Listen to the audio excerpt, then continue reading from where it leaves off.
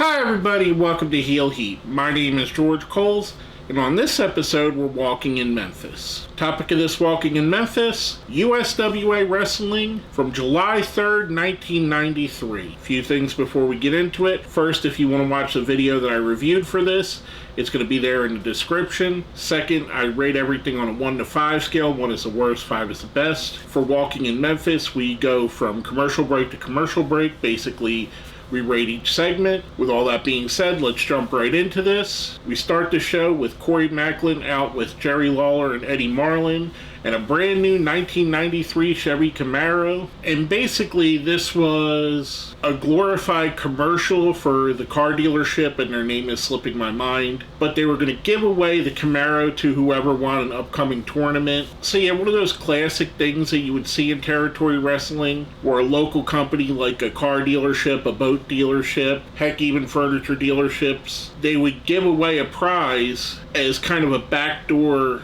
advertisement for the show, and the show would always make a point to promote them by saying this Camaro comes from such and such Chevrolet or so and so Ford. This was great. I mean, it's Jerry Lawler. I'm giving this a 5.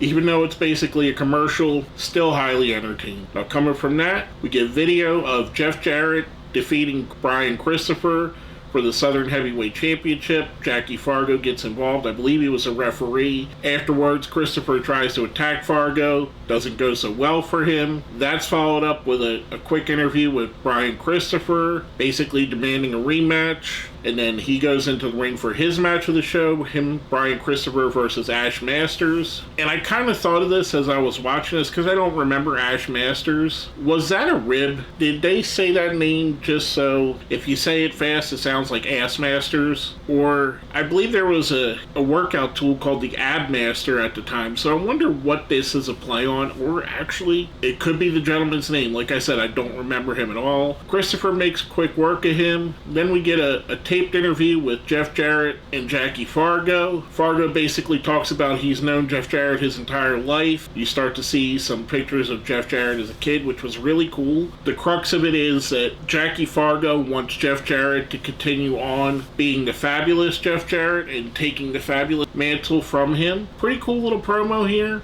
For all that, I'm giving that segment a 5 as well. I thought it was all highly entertaining. Coming from that break, we come back to Jeff Jarrett doing an interview. He's interrupted by Tony Falk, who had recently lost a hair versus hair match to him. Tony Falk is offering to have one of his family members put their hair up against Jarrett's championship, the Southern Heavyweight Championship. Although Eddie Marlin says that you can't challenge for this because you're not a top 10 contender, it ends up Jarrett basically puts his own hair up against one of the Falk family. We'll hear a little bit more about that later. That goes right into our next interview with Principal C.W. Bergstrom, who brings out his best classmate or best student, Melvin Penrod Jr., who's a massive 400-pound guy. 2 more guys I don't really remember, and it could be that they went on to other gimmicks, and I may know them as other gimmicks, but they didn't look familiar here. They go right into a match, Bergstrom and Penrod up against Kenny and Ricky Hutchins. This was basically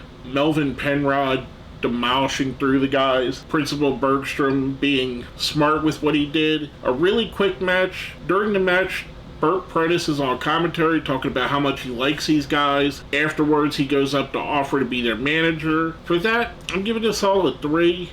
Jarrett and Tony Falk was pretty good. The principal and the student thing was a little hokey for my liking, especially in 1993, where hokiness was pretty much the norm. This was extra hokey, and it's just not to my liking. That's followed up with another interview with Jeff Jarrett and Eddie Marlin. This time Eddie Marlin says, we grant you your hair versus hair match. That's followed up with a video of Owen Hart and Jerry Lawler, where Lawler got disqualified for using the pile driver. This had to be one of the times the pile driver was legal, and he used it 3 or 4 times, basically injuring Owen Hart, which then goes to Jerry Lawler, who's out for an interview. They quickly shoot to a video that Owen Hart had sent in, which was really cool because this was the Rocket era of Owen Hart. This wasn't quite his heel turn yet, but yet he was acting as a heel here, kind of like the flip opposite of what Bret Hart and Steve Austin did, where in America Bret was the villain, but in Canada Austin was a villain. Same thing here, same concept. In Memphis, the Harts were villains and Lawler was the face. In WWF, Lawler was a villain and the Harts were faces. Pretty good little thing. Afterwards, Lawler adds his own little bit to it. Again, that was all fantastic. I mean, how can you go wrong with Owen Hart, Jeff Jarrett, Eddie Marlin, and Jerry the King Lawler? It was just amazing. I'm giving that a 5. Next, we see video of a mud bath match where they have like what looks like a cattle trough in the ring that's filled with mud. We have Miss Texas, who's Jacqueline, going up against Miss Simpson, with Paul Neighbors, who, I remember this gimmick. He was the evil referee. He was the ref of this match, and he ended up pushing Miss Texas into the mud, causing her to lose. After we see the highlights of that video, we get a quick interview with Paul Neighbors, basically talking about he's going to beat up Miss Texas because he was forced to have a match with her coming up. Miss Texas does her little interview. Not bad. I will say one thing about Miss Texas, aka Jacqueline. For as charismatic as she was in the ring, it never really transferred to her promo.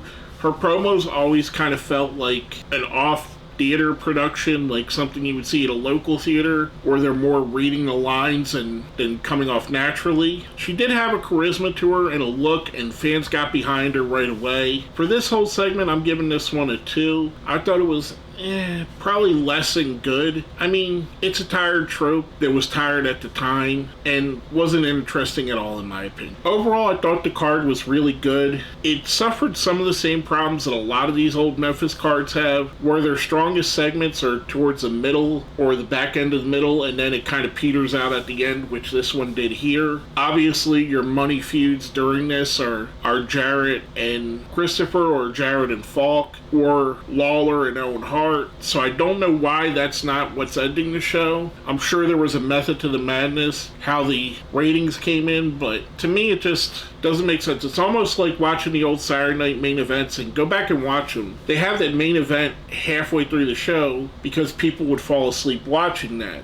And I know that wasn't the case here, because this is probably the biggest show in Memphis at the time. All in all, I thought it was a pretty good card. I'm going to give it a 4. The strength of its strong parts outweighs the weakness of its weak parts. I thought it was really fun. I do recommend checking it out, if for nothing else to see Owen Hart and Jerry Lawler having a verbal discourse. I thought it was really fun. Again, giving it a 4. With that being said, let's smash that like button, share the video, subscribe if you haven't.